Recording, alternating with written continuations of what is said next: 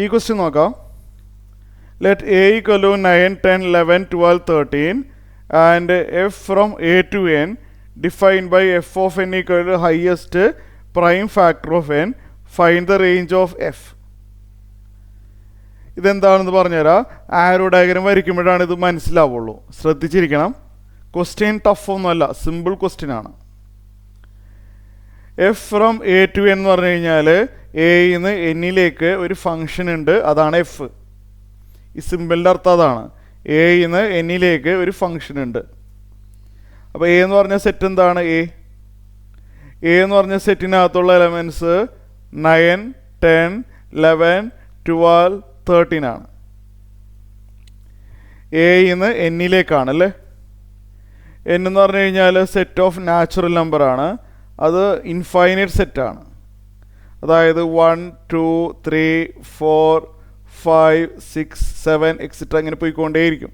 എല്ലാം ഒന്നും എഴുതണ്ട, എക്സെട്ര ഇട്ടാൽ മതി. എയിൽ നിന്ന് എന്നിലേക്കുള്ള ഫങ്ഷനാണ് എഫ്. ഈ സിമ്പിളിൻ്റെ മീനിങ് മനസ്സിലായല്ലോ.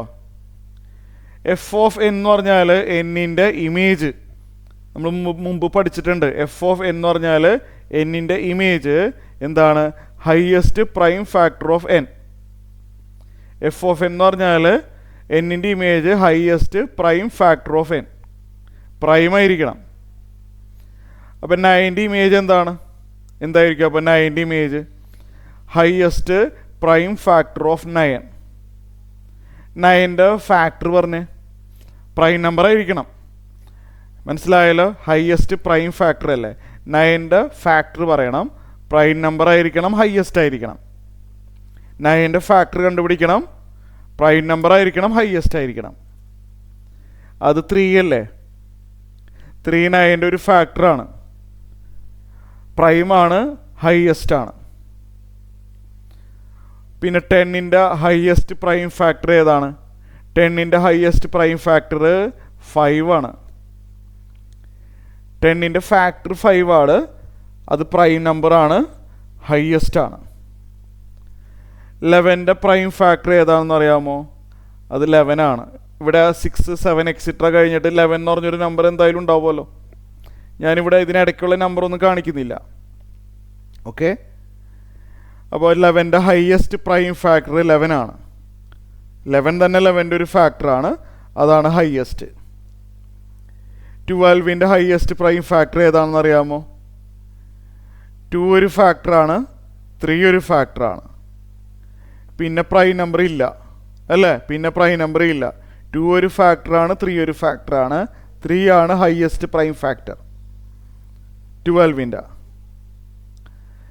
13ൻ്റെ ഹയസ്റ്റ് പ്രൈം ഫാക്ടർ 13 ആണ്.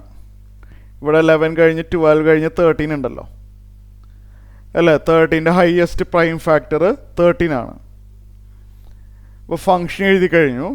ഇതിൻ്റെ റേഞ്ച് എഴുതാൻ പറയുന്നുണ്ട് അല്ലേ. റേഞ്ച് എന്ന് പറഞ്ഞു കഴിഞ്ഞാൽ ആരോസ് എവിടെയാണോ അവസാനിക്കുന്നത് അതാണ് റേഞ്ച്. ആരോസ് അവസാനിക്കുന്നത് സെറ്റാക്കി എഴുതാം. 3ൽ അവസാനിക്കുന്നുണ്ട്, 5ൽ അവസാനിക്കുന്നുണ്ട്, 11, 13. 3 2 പ്രാവശ്യം എഴുതണ്ട. 3ലോട്ട് എത്ര ആരോ വരുന്നുണ്ടെന്ന് നമ്മൾ നോക്കണ്ട.